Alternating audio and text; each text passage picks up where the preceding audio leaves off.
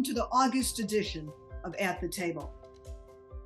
On August 28th, we mark an important anniversary.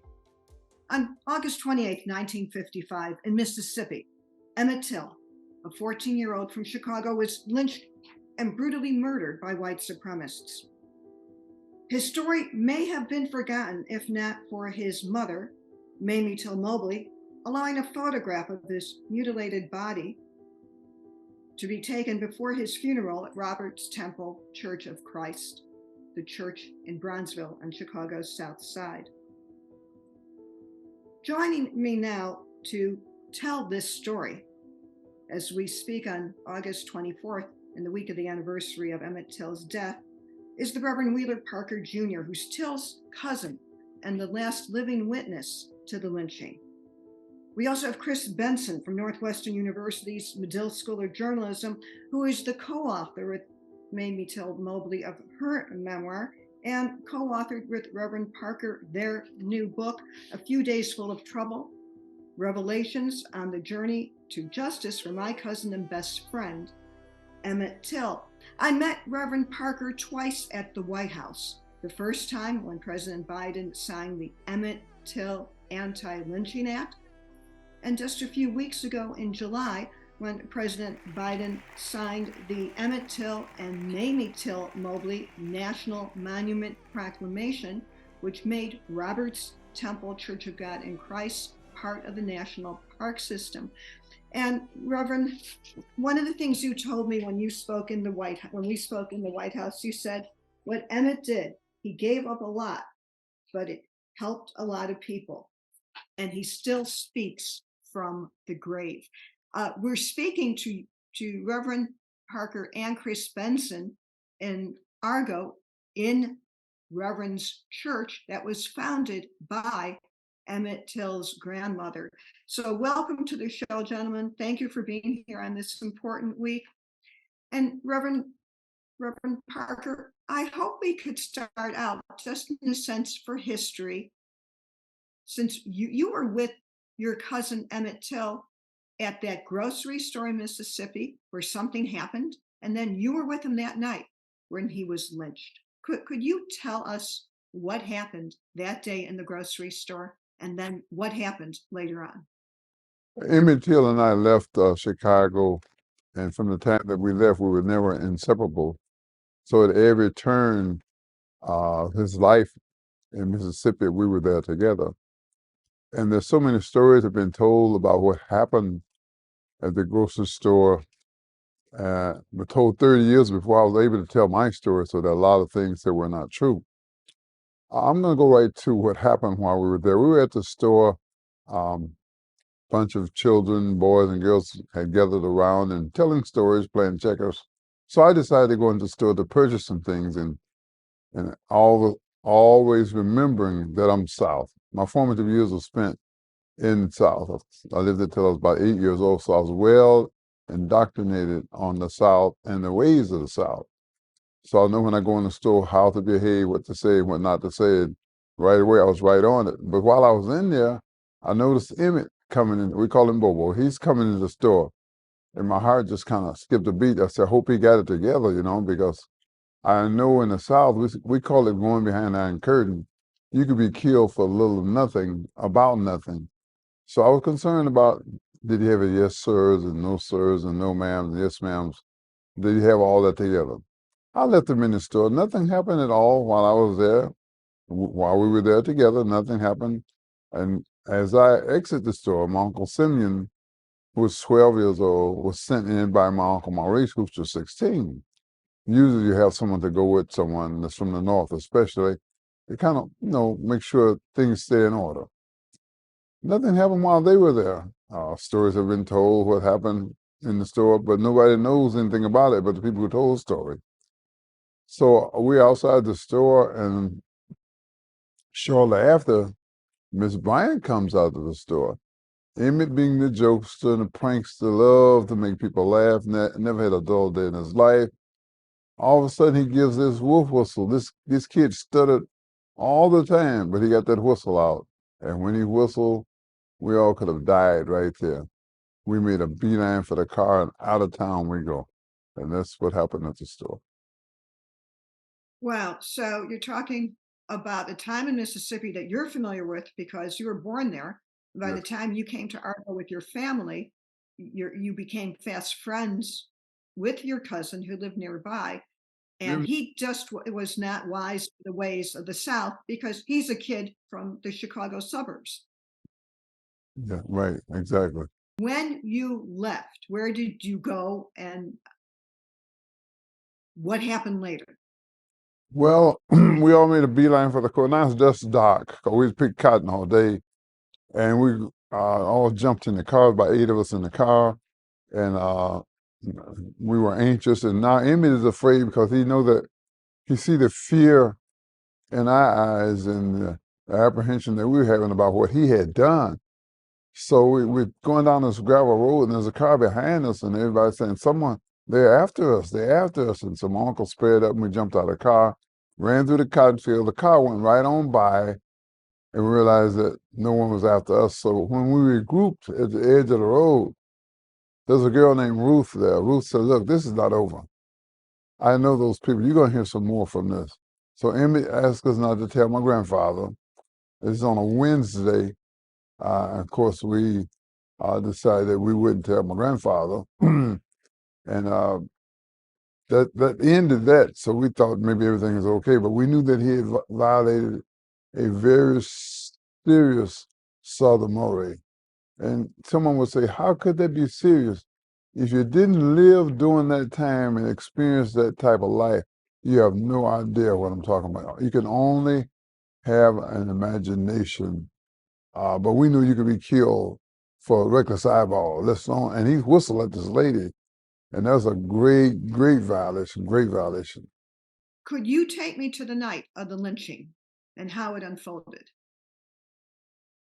Well, like I said, we decided we weren't going to tell my grandfather. So Wednesday passed, Thursday passed, Friday passed, and we were 16, 14, and 12. We forgot all about it.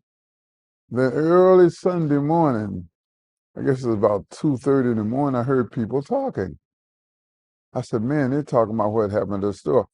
I said, these people getting ready to kill us. We getting ready to die. I knew where I was. I knew what he had done. We had survived a few days, but death is here.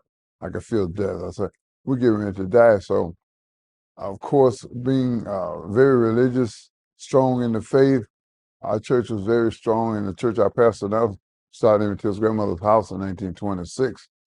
So I started praying. I said, God, if you just let me live, all I want to do is get my relationship right with you.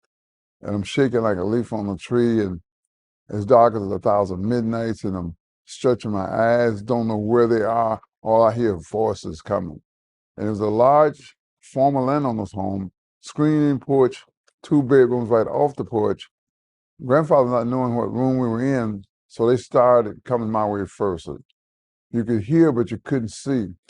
And I'm stretching my eyes, and in walked the guy with a pistol in one hand and a flashlight in the other. As they walked toward me, I closed my eyes to be shot, knowing this is the end. And I opened my eyes, they hadn't shot me, they passed by. And of course, they left for them, and that's the last time we saw him alive. What happened next from where you were in Mississippi? Well, we started calling Chicago, trying to get the word to his mother, because phones, you had no cell phones, or there was one phone on the whole plantation, I think it was at the bossman's house. So my cousin went up there and called Chicago and got things in motion, and they started looking by the rivers. Why by the rivers? Because when they killed black folk, they didn't want them laying all over the place. You didn't have to worry about anyone doing anything to you about killing a black person. You just don't want to be, you want to have some sense of respect. Get rid of the body. So he had weighted his body down, threw it in the Tallahatchie River, and he should have never been found, like many other black people are never found again. But as he went downstream, as God will have it, his body snagged and his foot was bobbing up and down. And a young kid fisherman reported it, and they pulled him out, and it was the body of Emmett Till. Of course, there was some controversy about that. This is not really Emmett. You guys dug an old white man up out of the grave and trying to embarrass Mississippi. So normally you don't hear any, once people are dead, Everybody hush hush, nobody talk about it. But now we got to try to make it look good. We got to justify this boy being killed. So then it set in motion stupid stories to tell people to why. Even now, sometimes they must have done something. What can a 13-year-old do? Just 13, just turned 14-year-old deserve that kind of lynching. So that was what happened. They looked for his body, and they found the body 3 days later. One of the things, so I have read, is that the first thought by Mississippi authorities was to bury Emmett Till in Mississippi, but his mother had another idea. Chris, could you maybe pick up this story, because you are a historian who knows this too, and summarize what happened? The Mississippi authorities wanted to bury him there, and his mother knew, no, that's not how it's going to unfold. Yeah, well, the county sheriff, H.C. Strider, ordered that the body be buried by sundown that day. And they were preparing to bury the body when Emmett's mother, Mamie Till Mobley, decided that that would not happen, that his remains had to be returned to her in Chicago. And they moved heaven and earth to have that done. So that was the first critical decision that she made, was to have his remains returned to Chicago. But they were returned under orders from Mississippi that the box that contained the casket would not be opened. And once she made it to the A.A. Rayner funeral home and was told that, she said, no, that's not going to happen. I have to have that box opened in order to see what they've sent back. You know, it could be a box of rocks, it could be mud, it could be anything. Could be another body. So that was the second critical decision that she made. Another decision, once she had gone through the very painful experience of identifying his body, which we talked about in working on her book. You know, every inch of his body was touched by her, reviewed by her, and this traumatic experience of finding her son in the mutilated remains and losing him all at once, because she recognized that as her son. The next critical decision was to allow Jet magazine to photograph the remains and to publish those photographs. And so Simeon Booker, who later, when I grew up, became a journalist and was Washington editor of Ebony magazine, he became my mentor. He was the Washington bureau chief. He would talk to me all the time about the stories and how he convinced his editors in Chicago to publish those photos that nobody else dared to publish without retouching, because they were so horrifying. And that's what really led the story forward. The fourth critical decision she made was to have an open casket funeral, because she wanted people to see what she had seen. And it was a transformative moment, a very powerful moment, as she was transformed as certainly a spiritual person, a person she described as too naive to walk the streets alone, to someone who was actualized, to someone who became an activist in that moment. But it became a transformative moment for our entire society, at least certainly Black America, that people saw the body, they saw the remains published in the photographs in Jet magazine, they filed by the casket, some 100,000 people, and they were moved too. So it really was a transformative moment for everyone. So to be clear, because we're talking about one specific photo taken at the A.A. Rayner funeral home on the South Side, where it was this was a photo not with the glass cover in the casket. It was a photo. I saw it. It is horrible. In a sense, a close up of his face, showing what happened to him on it. So this photo, which was Jet's photo, ran in Jet, and then it also ran in the Defender, which is the other Chicago-based Black publication that was involved in this story. Chris, so it was first Jet and then the Defender? Yeah, actually, there were several photos that were published in Jet magazine. One critical one was basically lent to the Chicago Defender. I know this because I'm also a lawyer, and later on in my career, I was in-house counsel at Johnson Publishing Company, responsible for making sure nobody violated the copyright in those photos. We had lent they had lent the photo to to the Defender, because the Defender had a wide circulation throughout the South as well. And the editors of Johnson Publishing Company, Jet Magazine, decided this was too important a story to hold on to. And there was a lot of toing and froing, even in the editorial suite at Johnson Publishing Company, about whether to do this. Jet Magazine was a new publication at the time. It was only 2 years old. It was trying to build circulation, trying to establish a base of advertising support. And the concern of the publisher, John H. Johnson, was that this would alienate readers and it would offend advertisers and the magazine would fail. He was finally persuaded to do that, to publish the photos, and the magazine sold out. It went into a second printing, and that edition sold out as well. And clearly, this is something that has lived on in history. As you say, you saw the photos. As a kid, later on, someone had kept a copy of the magazine and shared it with me, and it was horrifying for me. So for another generation or so, young Black kids were told the story of Emmett Till as a cautionary tale. This is the thing that can happen to you when white people get angry with you. And it transformed another generation with respect to activism. I know the Chicago Sun-Times and other papers covered the lynching and the funeral. Did any white publication get permission to use the Jet photos? No.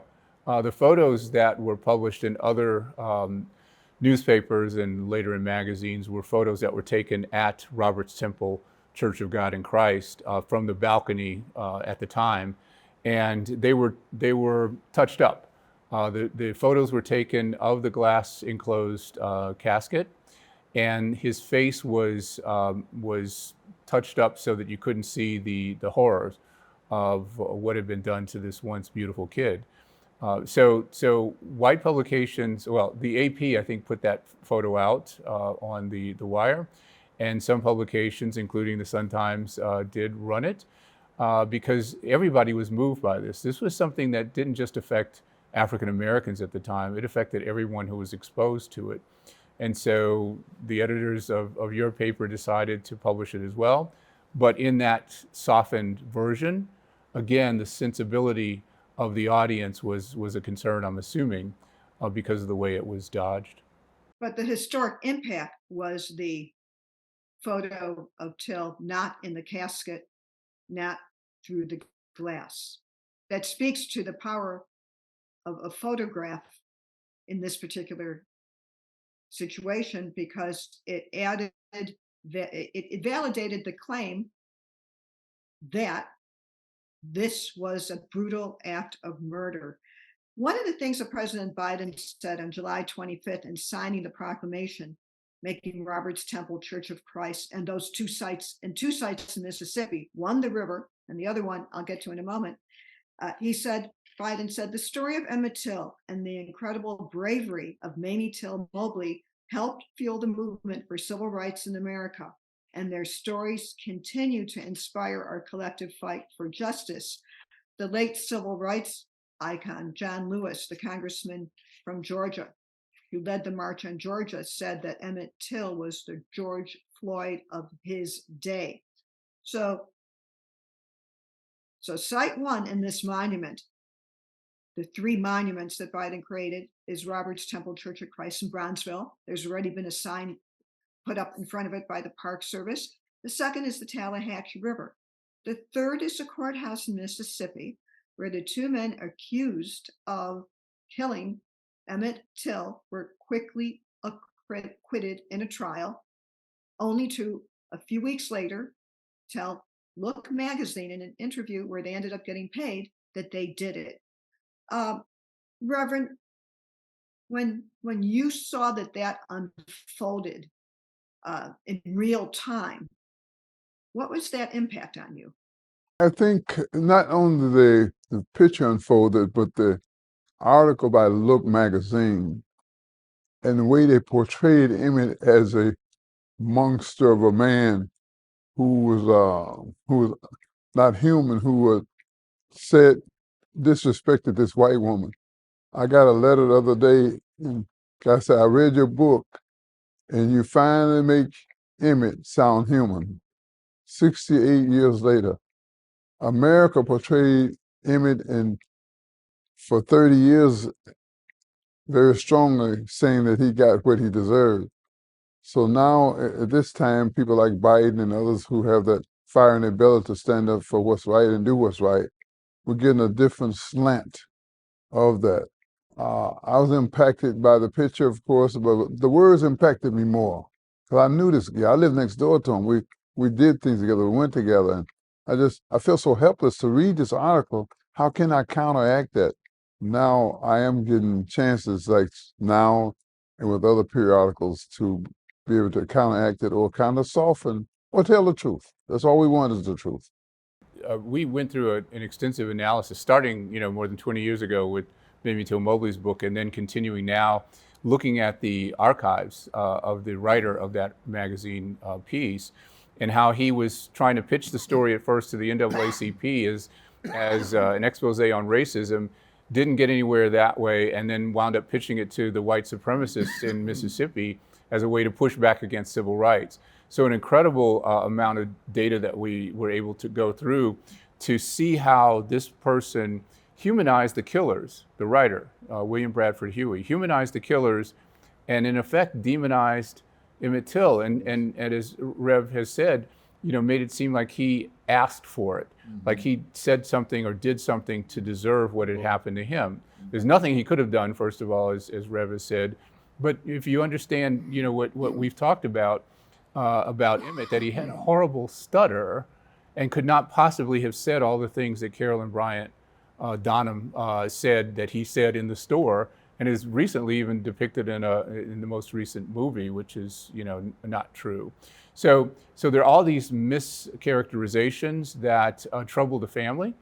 Not only the tragedy itself, but the tragedy of the narrative that has been appropriated and really misappropriated and misused. Well, which is why I appreciate, Reverend Parker, your being here and, in a sense, bearing witness once again as to what happened as somebody who witnessed it.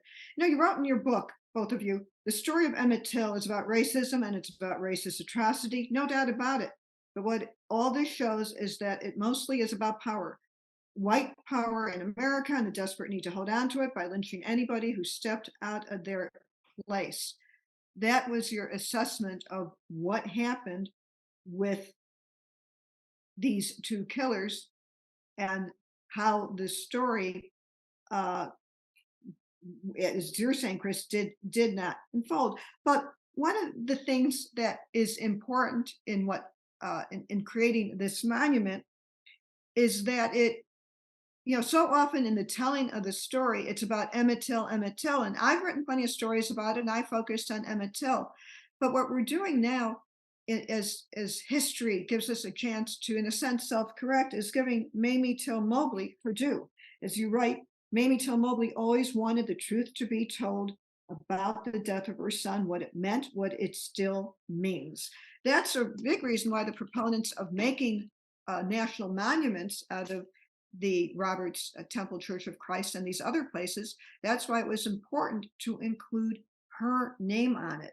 But one thing I want to get to when you talk about the demonizing of Emmett Till, he got what he deserved, horrible narrative that came out, is a chapter in his family life that is not well known, and that is about the death of his father, who is not really written about. Chris, could you summarize how and where Louis Till died and how this added to this flawed narrative about Emmett Till? Well, Louis Till, Emmett Till's father, and Mamie Till at the time were divorced, and he wound up serving in the military and was stationed in Italy. He wound up being court-martialed for rape and murder. And he never really spoke out in his own defense. But as early as 20 years ago, I worked with Mamie Till Mobley on exploring that story. And there were some questions about what really had happened. There a lot of research has been done on Black enlisted men in World War II that shows that many of them were falsely accused of rape. A lot of people were fraternizing with white women overseas, and their commanding officers were white men from the South, because it was felt that white men from the South could control the Negro troops. And so they would be offended when they'd see the Black troops out with white women, and they would get accused falsely of crimes and executed. So Lewis Till was hanged in Italy, and we began to discuss that 20 years ago. But it was really striking when I began working with Reverend Parker that he actually talked with someone who had been a friend of Lewis Till over there, another Black sergeant, who came back and married Mother Mobley, and told Reverend Parker what he saw over there. And you might want to share that. Yes,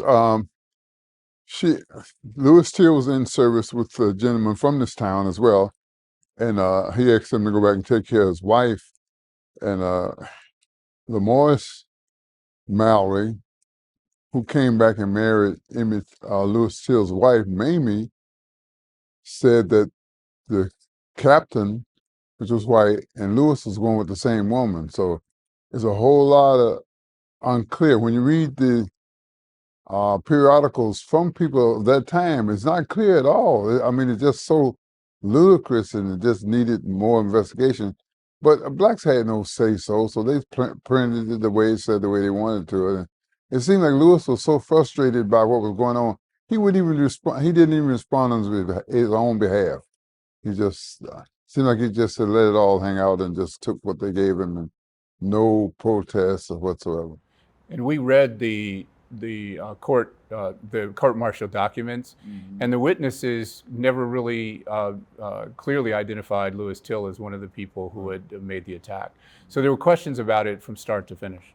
So this, of course, we're talking about a time in the 50s. There wasn't easy communication. It's unimaginable today that a case like that would exist without the family knowing about it. But am I right, Reverend and Chris? The family did not know, even though they were divorced. He still was Emmett Till's father. No one knew this was going on at the time. Yeah, there was some question about it and why Mamie Till Mobley wouldn't have known. And it probably was a function of the divorce, that there were records that were sealed at the time, and she didn't have access to them. She did say she was informed that he was executed. But the story was revealed by Senator James Eastland of Mississippi, because he wanted to influence public opinion at a time when the feeling was, well, like father, like son. If Lewis Till was guilty of this crime 10 years before Emmett traveled to Mississippi, then of course Emmett was about to attack this innocent white woman. And her story grew over time too, up to the point where she was trying to publish a book and exaggerated on what happened at the store. So Mamie Till Mobley takes control of the narrative. The reason we're talking now is really because of Mamie Till Mobley, who for years tried to get the story straight.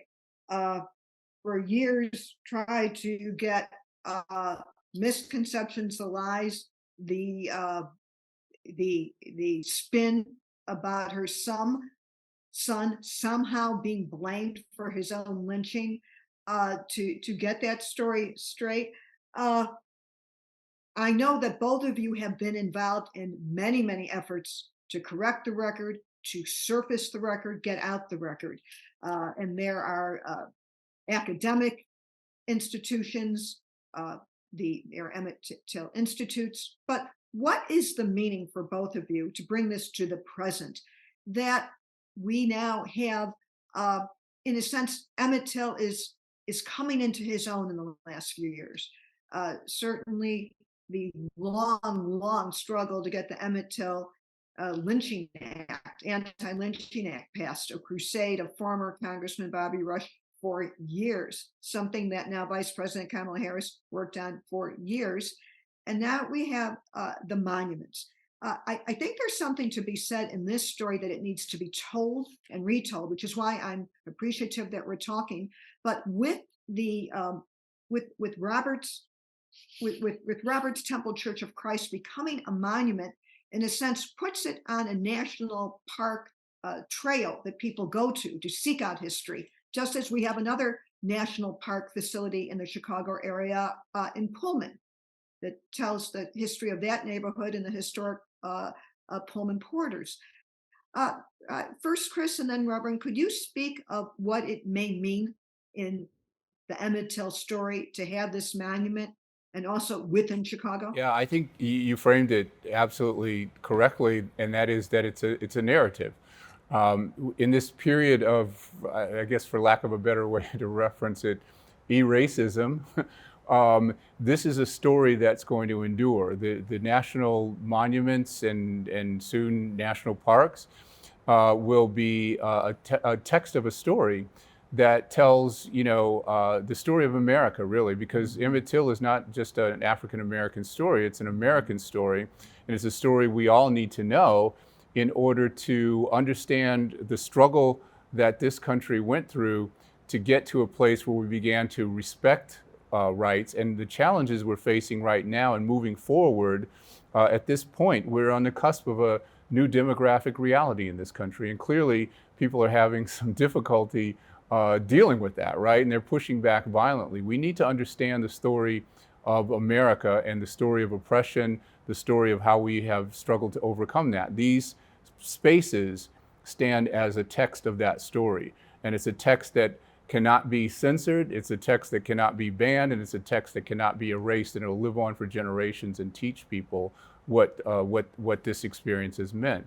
I just want to say too that it's really significant that we're doing this interview on the 24th, because as you recognized, this is a week when we begin to look at what happened 68 years ago, but this would be the day that the kids visited the store and the inciting event took place. So that's important as well. So just as those photographs transformed people and their attitude with respect to fighting for rights, we hope that these monuments will do the same. So actually, from August 24th, when the incident in the grocery store that you were at, Reverend Parker, until he was buried on September 6th, this is a very compressed period in time that can be studied and analyzed for as we're doing now in telling the story, because it tells so much about the nation where we were at in those days. Having the monument in Chicago at a church that you were at a for your cousin's funeral, when you are back there now and you see it and you see that this story for this city is going to be very accessible. I mean, also, just so our viewers know, Emmett Till's house has been, there's a movement to keep and maintain that.